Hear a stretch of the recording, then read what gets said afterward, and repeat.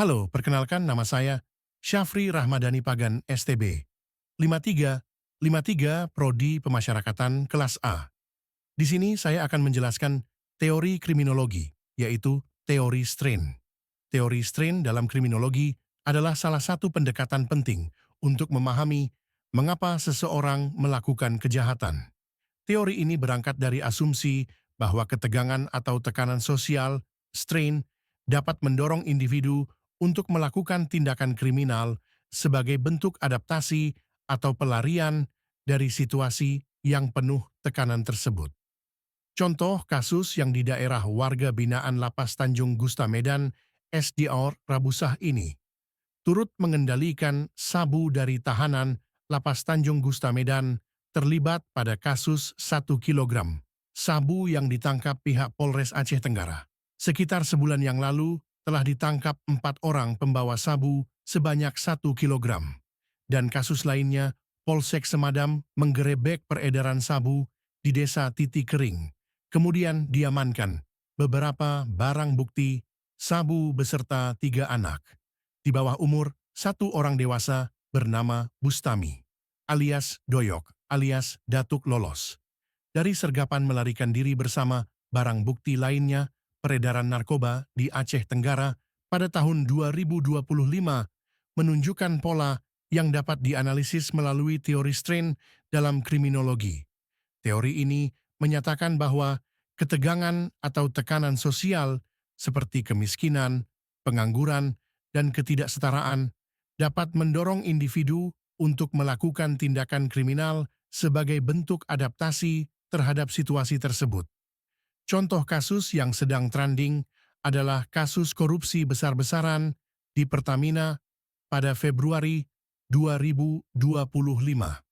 Pada Februari 2025, Kejaksaan Agung Indonesia mengungkap skandal korupsi besar-besaran di PT Pertamina Patraniaga, anak perusahaan dari Pertamina.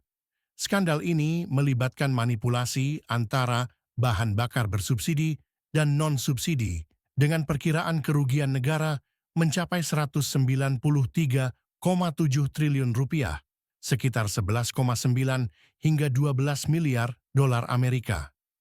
7 individu, termasuk eksekutif Pertamina dan pengusaha swasta, ditangkap terkait kasus ini. Menurut teori strain, individu yang berada dalam posisi berkuasa dan merasa tertekan oleh sistem yang tidak adil atau tidak transparan, mungkin merasa terdorong untuk melakukan tindakan ilegal sebagai cara untuk mencapai tujuan atau keuntungan pribadi. Analisa teori strain pada kasus narkoba dan kasus Pertamina, tujuan budaya masyarakat, menjadi sukses, kaya, hidup nyaman, sarana legal, pendidikan, kerja keras, jalur formal, kenaikan jabatan, kinerja profesional, loyalitas. Masalah banyak orang dari kalangan ekonomi lemah tidak punya akses pada sarana legal, pendidikan mahal, lapangan kerja terbatas. Dalam kenyataannya, sarana legal tidak selalu cukup cepat atau menjamin kesuksesan, terutama jika ingin hasil besar dan cepat. Strain. Muncul tekanan psikologis dan sosial karena tidak mampu meraih tujuan tersebut. Tekanan untuk menunjukkan keberhasilan dalam masyarakat, gaya hidup mewah, tuntutan sosial kesimpulannya. Penyalahgunaan narkoba, baik pengguna maupun pengedar, bisa dilihat sebagai bentuk adaptasi individu terhadap tekanan struktural akibat ketimpangan sosial ekonomi.